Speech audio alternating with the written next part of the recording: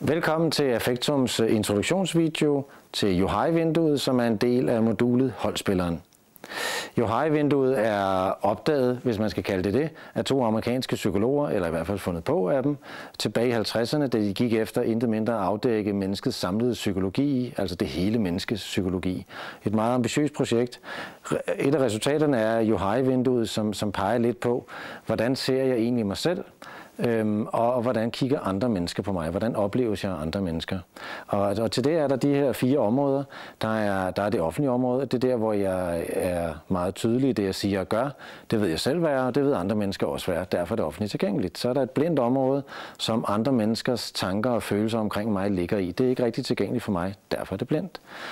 Så er der det private område, som er mine egne tanker og følelser. Det er ikke tilgængeligt for andre, medmindre jeg åbner op for det. Så er der et ukendt område, som handler om potentiale. Det handler om de ting, jeg ikke har prøvet endnu, de roller, jeg endnu ikke har taget på mig, taget ansvaret for, gjort noget med, eller jeg slet ikke har oplevet, fået nogen erfaring fra de her områder endnu. Så der er masser af muligheder for udvikling hernede.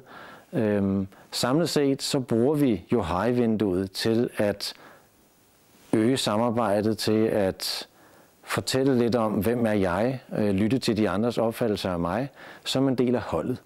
Så hvis man er en holdspiller, så har man brug for nogle holdkammerater, man har brug for at kende sin rolle, man har brug for at få snakket om, hvordan opleves jeg i den rolle, jeg har her, af dig, hvordan kan det blive bedre, sådan så vi sammen kan udvikle et bedre hold.